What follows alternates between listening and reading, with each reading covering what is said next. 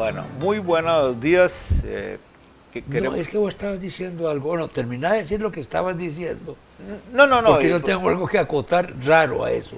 No, bueno, primero dije que hoy evidentemente no está presente don Álvaro Fernández y él se excusa porque tuvo una razón familiar Sí, para sí, no sí. presentarse, pero eso es algo que no tiene por qué alarmar, una cuestión normal. Estábamos hablando, don Alberto y yo, de más bien de las marcas que se reciben en la niñez y en la temprana adolescencia que luego se vuelven indelebles para el resto de la vida, Sí. y el habla es una, claro. Claro, y yo iba a acotar esto, que él habla del niño o del adolescente, el joven, la capta en la escuela y no en su casa, Básicamente, claro. porque hay una tendencia en el niño a buscar cosas fuera de su casa. Entonces, el lenguaje de su casa lo comprende, lo entiende, no le satisface. Quiere buscar algo afuera y lo busca en la escuela y en el colegio. Por eso yo muchas veces he dicho que la evolución del lenguaje a lo largo de las décadas está a cargo de los niños, no de los adultos. Sí. Y que los que cambian en la lengua y los que imponen palabras son los niños. Una vez que llegan a adultos ya traen su lenguaje y es el lenguaje que le imponen a la sociedad. Claro que es en una sociedad eh, limpiamente monolingüe como la nuestra. Esa es una cuestión bastante simple porque, Sí. bueno, lo que yo decía es que eh, quien concurrió a una escuela urbana, digamos, en el centro de la Alajuela, a la que concurrían muchos niños de lugares que ya no eran urbanos, como la Guásima, para decir algo. Entonces, teníamos un encuentro con la forma de hablar un poquito más diverso que si hubiéramos estado en una escuela estrictamente urbana. Y vos en algún momento, no sé en cuál momento, te vas a Cuba. Exacto. Y entonces ahí cambia tu manera de hablar. Totalmente. Y esto me lleva a recordar la experiencia eh, en un país extranjero donde mis hijas eran las escolares, concretamente en Bélgica. Entonces, en la casa hablábamos español. Y el español de ellas obviamente era el de nosotros, la casa, Sí. invariable en el fondo, pero lo que tenían fuera, alrededor de ellos era una gran cantidad de gente que hablaba francés, la mayoría, una gran cantidad, una minoría grande que hablaba flamenco y además mucha gente que hablaba español y portugués, que eran los estudiantes latinoamericanos, sí, portugueses y españoles, que abundaban en el entorno. Tenían hijos también. Entonces, claro, había un universo lingüístico Sí. totalmente distinto. Que Costa Rica lo ha experimentado en los últimos 40 años, Así es. porque no era costumbre de los costarricenses, o no tenían con qué, viajar mucho de estudiantes. Eran muy pocos los estudiantes que iban afuera, los de padres acomodados o los de padres bien colocados para conseguir una beca extranjera. Y es muy interesante ese fenómeno porque entonces uno observa en los niños rasgos que jamás habría imaginado tener uno. Digamos, la capacidad para cambiar es realmente extraordinaria, esa capacidad para cambiar de una lengua a la otra sin transición. Entonces, ya estando en Estados Unidos, yo recuerdo que la más chiquitilla de las hijas que tenía entonces de pronto estaba en un playground insultando a los demás niños en inglés, con la soltura de alguien nacido en Brooklyn, ¿verdad? Sí, sí. Incluso por las malas palabras que usaba. Y dice uno, bueno, es un clima lingüístico totalmente distinto y uno no puede imaginarse qué es diferente en la mente de esos niños, ¿verdad? Y a mí, y todo empezó cuando comenté que a mí una profesora de la Universidad de Costa Rica, una vez, cuando yo era vicerrector, me dijo, así sin ton ni son, ¿verdad que usted estuvo en una academia militar? Y diciéndoles, eso a un costarricense era raro. Entonces, claro que sí es cierto, yo había estado en una escuela de disciplina militar en Cuba, bastante tiempo, y entonces ella me hizo ver que cuando yo hablaba con los varones, en serio, yo adoptaba una postura que ella conocía bien porque ella era norteamericana y trabajaba en la Universidad de Costa Rica, conocía bien porque supongo que en Estados Unidos es frecuente eso de ver a alguien que tiene el hábito de comportarse como se comporta uno en un cuartel, para decirlo de alguna manera. Y yo me puse a observarme así, no es que uno pueda hacer eso, pero me di cuenta de que tenía razón. Yo tenía la costumbre, ya imposible de cambiar, de que cuando conversaba con un hombre, un civil como yo, juntaba los tacones y hablaba en atención, como que es la posición de reglamento, digamos. Esas cosas quedan, son marcas que quedan y ahí van. Y claro, se modifican con el tiempo, pero a largo plazo ahí quedan. Y ahora lo hemos podido estudiar porque llevamos ya 20 o 30 años de que Salud. Hay una gran cantidad de gente que sale a Sí. estudiar y estudia afuera. Cosa que no ocurría. Por ejemplo, mi generación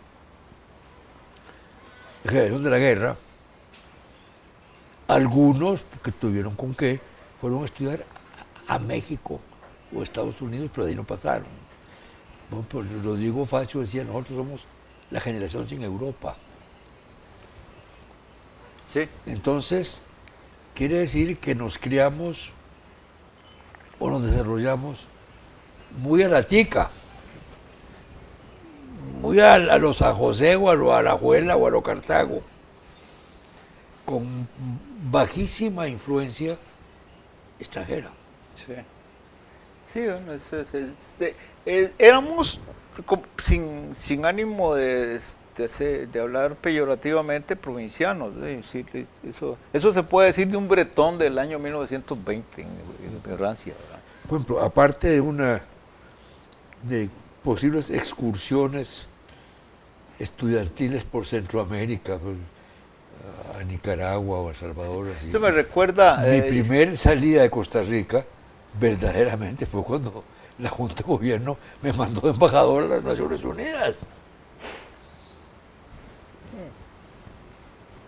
Sí, sí. Es un cambio gordo. Claro. Ahora, estaba recordando una historia que es cierta, pero parece un chiste, de dos costarricenses de plata que salieron de una recepción y acercándose al aparcamiento, a sus autos, se pusieron a conversar un poco y empezaron a impresionarse uno al otro con sus conquistas amorosas. Entonces hay uno que... Habrá algo más estúpido. Bueno, eso es muy estúpido, don Alberto Heras, pero ahí lo hacen. Sí. Entonces estos dos señores, uno dijo, bueno, por alguna razón empezaron a hablar de eso y dice, bueno, yo salí con una italiana y con una española y con una francesa y el otro entonces no quería quedarme. Yo salí con una polaca y con una sueca y empezaron ahí y ya iban por toda la Unión Europea llegando a Turquía cuando vuelven a ver y estaba don Manolo, el chofer de uno de ellos, oyéndolos atentamente. Entonces se vuelve el patrón, le dice, ¿y usted, don Manolo, qué cuenta? Dice don Manuel, no, bien eso me quedo en la CONCACAF. En la CONCACAF. La Federación Centroamericana de Fútbol, ¿verdad? La Sí, sí, sí. Confederación de Fútbol. O sea que a él todo le había pasado dentro de Norteamérica y las Antillas, ¿verdad? Pero sí es el roce que dicen. Claro que ahora hay un aspecto nuevo no, pues ya tan nuevo como que empezó en 1950 y pico, el de la televisión, ¿verdad?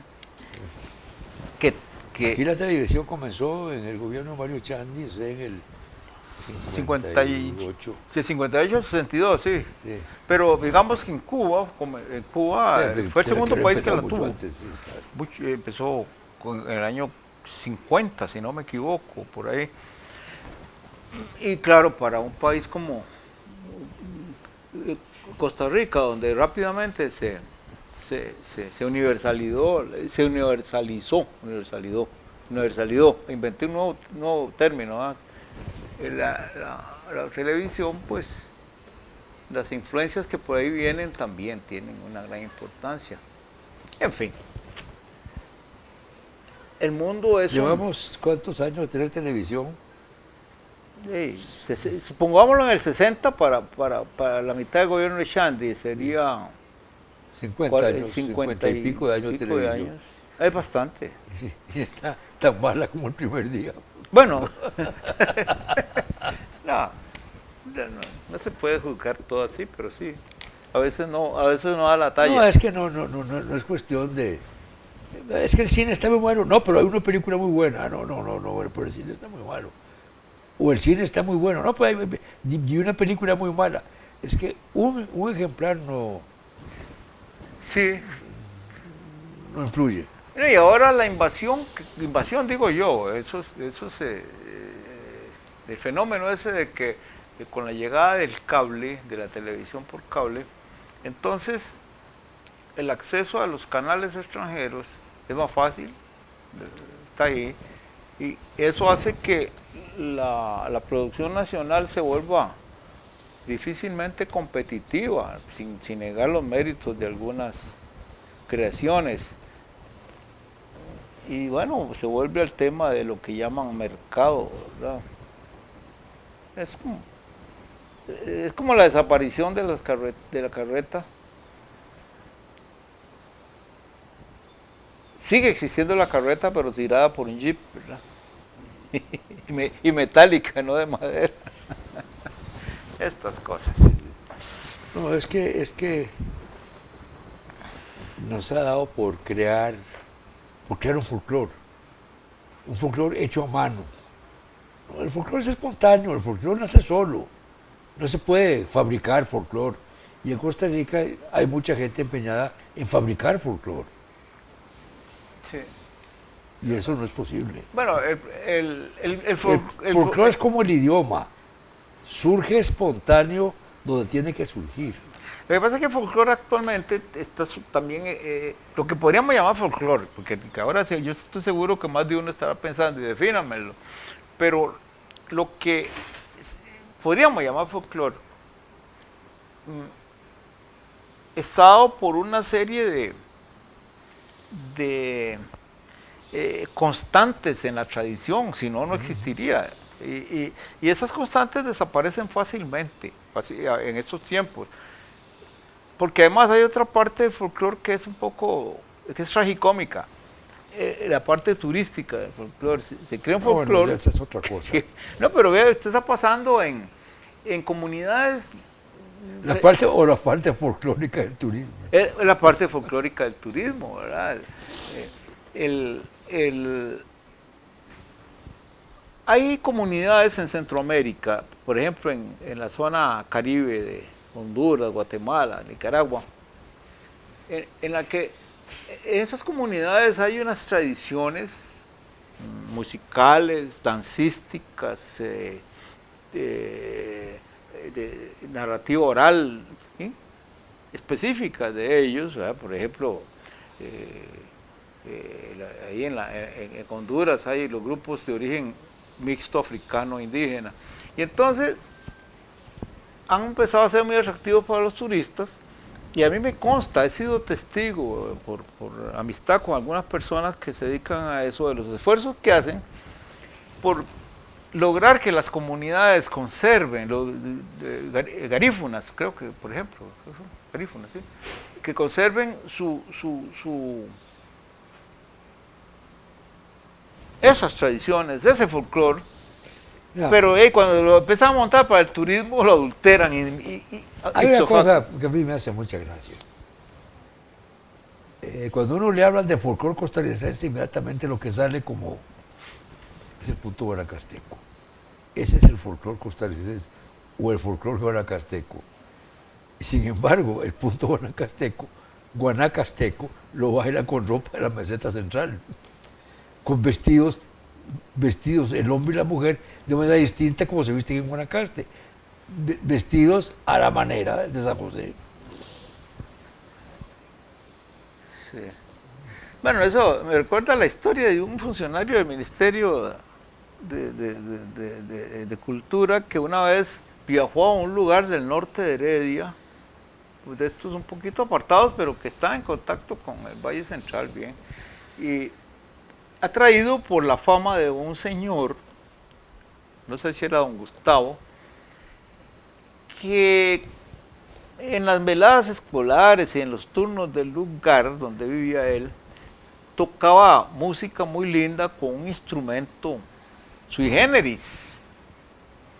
Y entonces, bueno, eso iba a ser un descubrimiento importante para el folclore musical del valle, del área central de Costa Rica.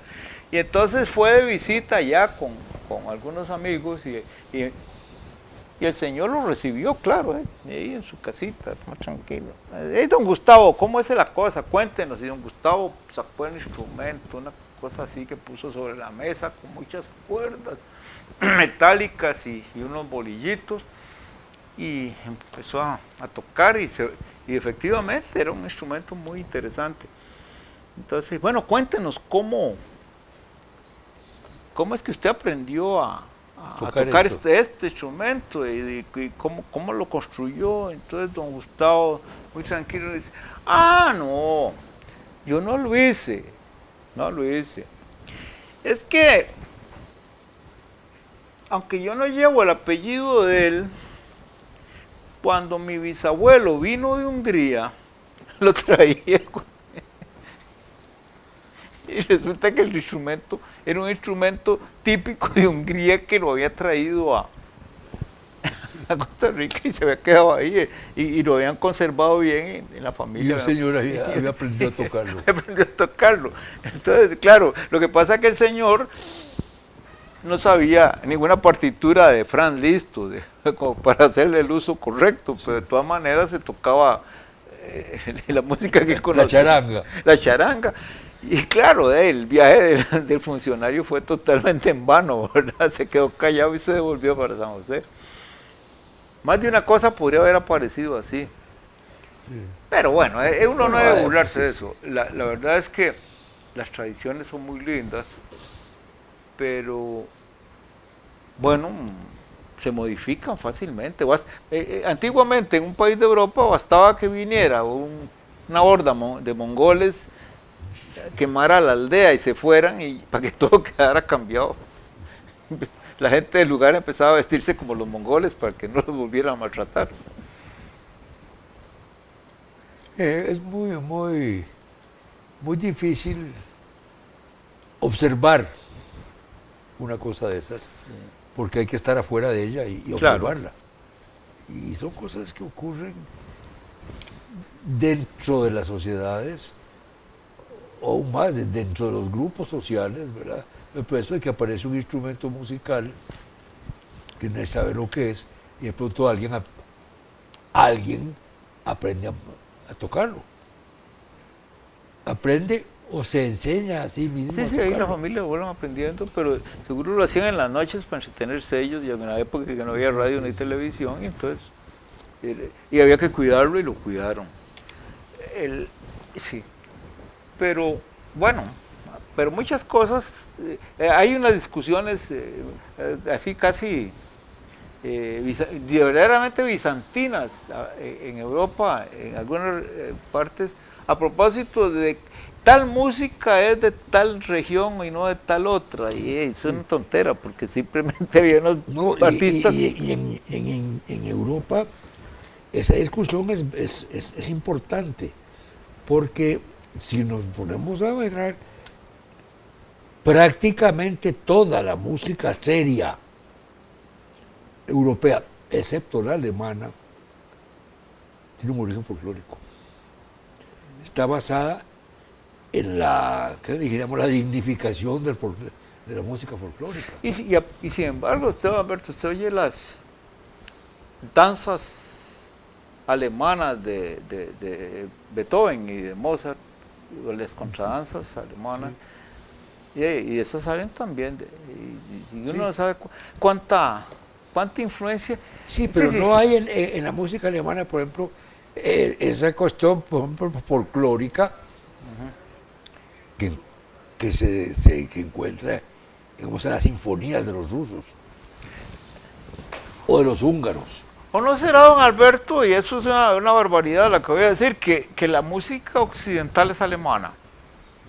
De base, y después ahí viene el resto. No, es difícil porque por la poca influencia que Alemania tuvo durante muchos siglos en la cultura europea que se iba desarrollando, a espaldas de la cultura alemana. Bueno, dicen los muchachos que hay que aterrizar, y cuando la gasolina se acaba, mejor es el caso. Muy bien.